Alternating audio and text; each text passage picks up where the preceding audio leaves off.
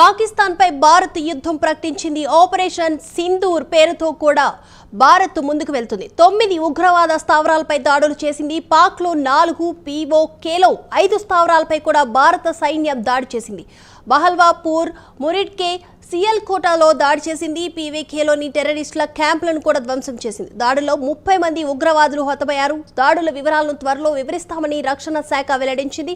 Overall updates అందించడానికి associated editor రాజుగారు సిద్ధంగా ఉన్నారు. రాజుగారు,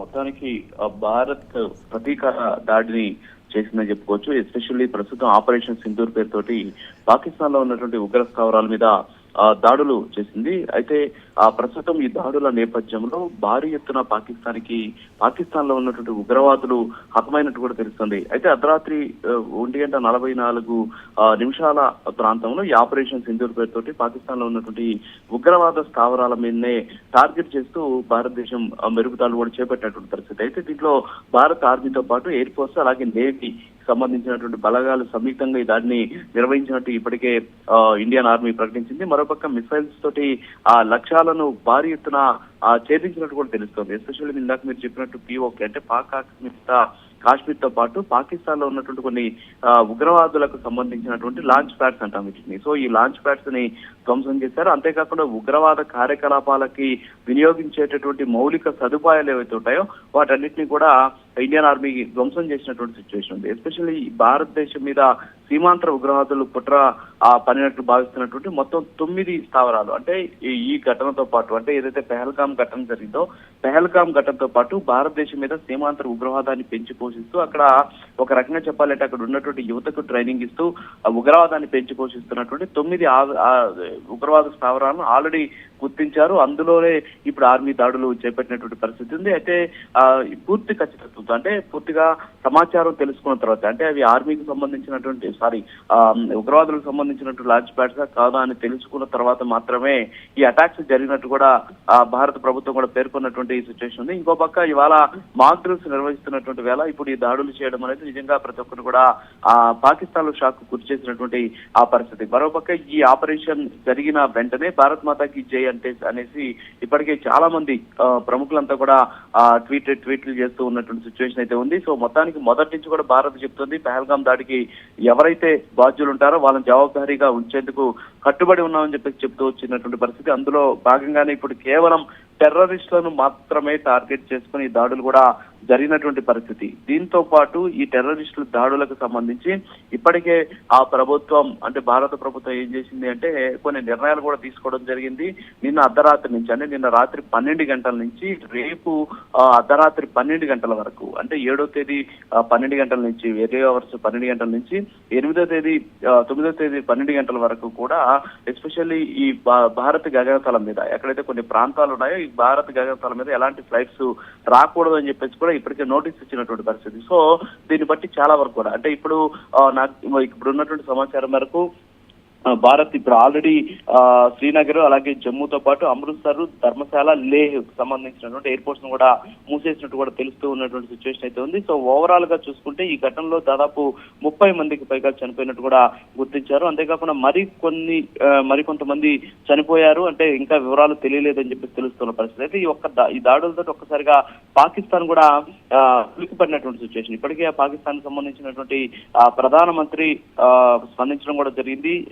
భారత్ దాడులను పాక్ సైన్యం కూడా ధృవీకరించినటువంటి పరిస్థితి. అయితే ఇప్పటికే ఆ పాక్ IFCR కి సంబంధించిన లెఫ్టినెంట్ జనరల్ గా ఉన్నటువంటి అహ్మద్ షరీఫ్ చౌదరి అనేటటువంటి ఆయన స్పందించారు. పాక్ లో ఉన్నటువంటి కోట్లీ అలాగే మురిడ్కే దాంతో పాటు బహవాల్పూర్, ముజరాబాద్ ప్రాంతాల్లో ఈ దాడులు జరిగాయని చెప్పేసి కూడా వాళ్ళు చెప్పినటువంటి పరిస్థితి. అయితే దాడులు జరిగాయి కాబట్టి వాళ్ళు ప్రతిసారి కూడా చెప్పినట్టు ఈసారి చాలా తక్కువ మంది చనిపోయారు, 3 చనిపోయారు, 12 మంది మాత్రమే గాయాలయ్యాయి.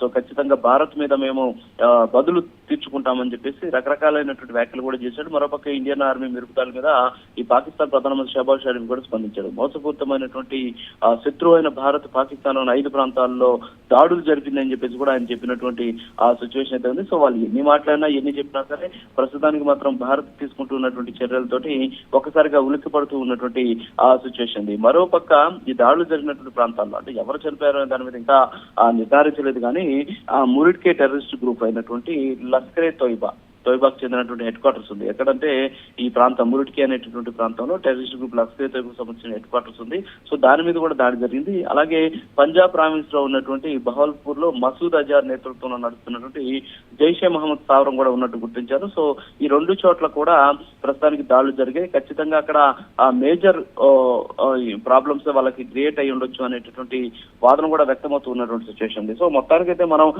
9 చోట్ల దాడులు చేసినట్టు కూడా చెప్పినటువంటి పరిస్థితి. ఎస్పెషల్లీ కోట్లీ కావచ్చు, ముజఫరాబాద్ కావచ్చు, అలాగే గుల్పూర్ కావచ్చు, భీంబేరు, సాయిల్ కోటు, మురుడికే ఈ ప్రాంతాలతో పాటు ఎస్పెషల్లీ ఇంకొక 4 ప్రాంతాలు అంటే పిఓకేలో ఉన్నటువంటి 4 ప్రాంతాలు, అలాగే పాకిస్తాన్ లో ఉన్నటువంటి 5 ప్రాంతాల్లో ప్రస్తుతానికి దాడులు కూడా జరిగినటువంటి సిచ్యువేషన్ అయింది. అయితే ఇది జరిగిన తర్వాత ఇక్కడ భారత్ను ఖచ్చితంగా మెచ్చుకోవాలి. ఎందుకంటే పాక్ పౌరులకు ఎవరికి కూడా ఎలాంటి ఇబ్బందులు లేకుండా, పాకిస్తాన్ కి సంబంధించినటువంటి ఆ దేశానికి సంబంధించిన సైనికులకు కూడా ఎలాంటి ఇబ్బందులు లేకుండా ఎవరైతే భారత్ మీద దాడి చేసినటువంటి ఉగ్రవాదులు ఉన్నారో, సో ఉగ్రవాదులను తుది ముట్టించడం మాత్రమే ఒక రకమైనటువంటి ప్రణాళికతోటి ప్రస్తుతానికి భారత్ ఈ మెరుపు దాడి చేసింది అనేది ఇక్కడ మనకు స్పష్టంగా తెలుస్తూ ఉన్నటువంటి సిచ్యువేషన్ అయితే ఉంది. సో ఓవరాల్ గా మనం కానీ చూసుకున్నట్లయితే పాకిస్తాన్ కి సంబంధించి ఎక్కడ ఎలాంటి ఇబ్బందులు కూడా లేవు అని చెప్పేసి ఇక్కడ మనకు స్పష్టంగా తెలుస్తూ ఉన్నటువంటి సిచ్యువేషన్ ఉంది. అయితే ప్రస్తుతం ఈ టార్గెట్స్ ని ఆర్మీ ఛేదించడంలో ఖచ్చితంగా ఒక రకమైనటువంటి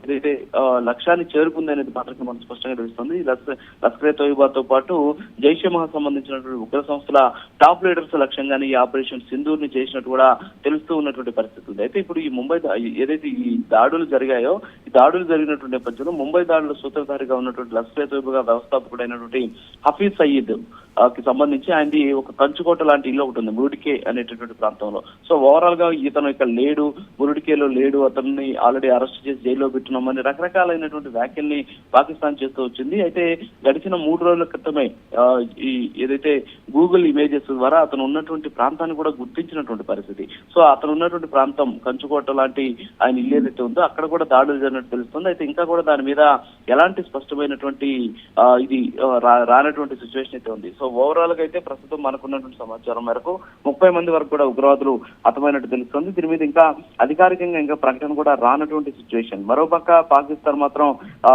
ఎల్ఓసి దగ్గర కవ్వింపు చర్యలకు పాల్పడుతున్నది. ఈ దాడులకు సంబంధించి ఇప్పటికే ప్రధాని నరేంద్ర మోడీ వివిధ ప్రపంచ దేశాలకు కూడా వివరాలు కూడా అందించినటువంటి సిచ్యువేషన్. ఎందుకంటే ఇక్కడ ఏం జరిగింది, ఎలా ఉగ్రవాదులను టార్గెట్ చేసుకొని చేశామనేటువంటి అంశాలని ఆయన ఇప్పటికే ప్రపంచ దేశాలకు సంబంధించినటువంటి దేశాధినేతలకు అలాగే ఆ దేశాలకు సంబంధించిన ప్రతినిధులకు కూడా సమాచారం ఇచ్చినట్టు కూడా తెలుస్తూ ఉన్నటువంటి పరిస్థితి. సో ప్రస్తుతానికి అప్రమత్తం చేశారు. మరోపక్క పాకిస్తాన్ కి సరిహద్దులో ఉన్నటువంటి ప్రాంతాల్లో ఉన్నటువంటి ప్రజలంతా కూడా బంకర్లోకి వెళ్ళిపోవాలని చెప్పేసి ఇప్పటికే ఆదేశాలు కూడా జారీ చేసిన పరిస్థితి. అయితే పాకిస్తాన్ ప్రతీకార చర్యలకు దిగడం కంటే ప్రస్తుతానికి అక్కడ జరిగినటువంటి దాడులకు అవసరమైనటువంటి మెడికల్ ఎమర్జెన్సీని కూడా చేసుకోలేనటువంటి సిచ్యువేషన్ లో ఉంది. ఎందుకంటే అక్కడ ఉన్నటువంటి ఆర్థిక పరిస్థితులు కావచ్చు, అంతేకాకుండా ప్రస్తుతం ఉన్నటువంటి అనేక సమస్యలతో కొట్టుమిట్టాడుతున్నటువంటి పాకిస్తాన్ చాలా ఇబ్బందులు అయితే పడుతూ ఉన్నటువంటి సిచ్యువేషన్ కనిపిస్తోంది.